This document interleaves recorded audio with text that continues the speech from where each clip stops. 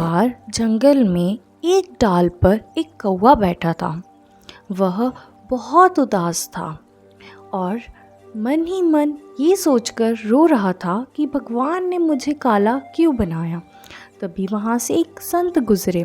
उन्होंने कौवे से रोने का कारण पूछा तो कौवे ने बताया कि मुझे मेरा ये रंग बिल्कुल नहीं पसंद है, हर कोई मुझे धुतकार कर भगा देता है।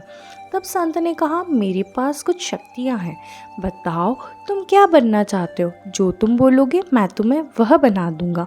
कौवे ने कहा, आप मुझे सुंदर हंस बना दीजिए। तब संत ने कहा, ठीक है, पर उससे पहले तुम एक बार हंस से मिलाओ।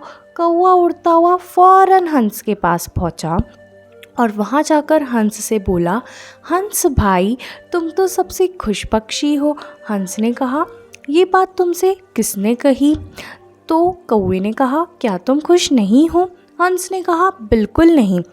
देखो, मेरा ये सफ़ेद रंग किसी को पसंद नहीं आता, लोग इसे शुभ नहीं मानते हैं, किसी भी अच्छी चीज़ों में इस रंग का प्रयोग नहीं किया जाता है, इसलिए मुझे अपना ये बेरंग सफ़ेद रंग बिल्कुल नहीं पसंद है। कौवा उदास होकर फ़ौरन संत के पास वापस लौट जाता है। वहाँ जाकर संत से कहता है, नहीं नहीं, मुझे हंस नहीं बनना है, आप तो मुझे तोता बना दीजिए। तोता कितना सुंदर हरे रंग का होता है, वह बोल भी सकता है, लोग उसे अपने घर में पालना भी चाहते हैं। तब संत ने कहा, ठीक है, तो जाओ तोते से मिलाओ। कौवा उड़ता हुआ बहुत देर तक जंगल में भटकता रहा। आखिरकार उसे एक डाल पर तोता दिखा। उसने तोते से कहा, तोते तुम तो सबसे खुश पक्षी होंगे। तोते ने कहा, बिल्कुल नहीं। कौवे ने पूछा, क्यों? तोते ने कहा, देखो, अपने हरे रंग की वजह से मैं पेड़ों में छिप जाता हूँ, हर कोई ज़बरदस्ती मुझे अपने घर में पालना चाहता है, मेरी तो कोई आज़ादी नहीं है। तब कौवा उदास होकर फिर से संत के पास पहुंचा और कहने लगा, नहीं नहीं, मुझे तोता नहीं बनना है, आप मुझे मोर बना दीजिए। संत ने कहा, ठीक है, जाओ एक बार मोर से मिलाओ, मोर के तो बहुत सुंदर पंख भी होते हैं। तब कौवा फौरन उड़ता हुआ मोर के पास पहुंचा और वहाँ जाके कहने लगा, मोर तुम तो सबसे खुश नसीब पक्षी होंगे। तब मोर ने कहा, ऐसा क्यों?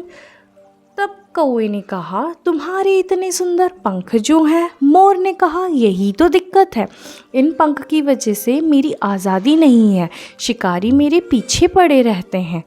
तो कौवे ने कहा, अब बताओ सबसे खुश कौन है?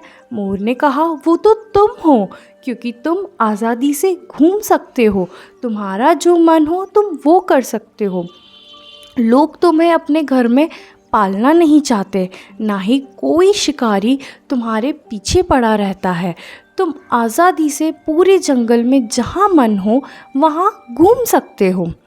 तब कौवा बहुत खुश हुआ और वापस संत के पास लौट गया।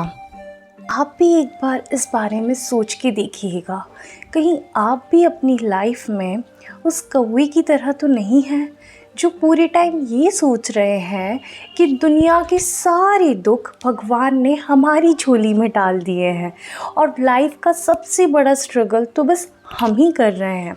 जब भी अगर आपके माइंड में ऐसा कुछ आए तो आप एक बार अपने से नीचे वाले लोगों से बात करके देखिएगा, तब आपको पता चलेगा कि रियल स्ट्रगल आपका है या उनका है। हम अपनी लाइफ में एक्चुअल में यही करते हैं, हम एक्चुअल में दुखी इसीलिए हो जाते हैं क्योंकि हम जब ये सोचने लग जाते हैं कि हमारा जो साथ वाला है या जो हमारे आसपास के लोग हैं उनकी लाइफ ज़्यादा हैपनिंग है, हमें ऐसा लगता है कि भाई वो इतना सक्सेसफुल हो चुका है, उसने अपने ज़िंदगी में इतनी कम एज में सारी चीज़ें कमा ली है और हम लाइफ में कुछ नहीं कर पा रहे हैं, तो हम ये सोच कर भी काफ़ी ज़्यादा दुखी होते रहते हैं।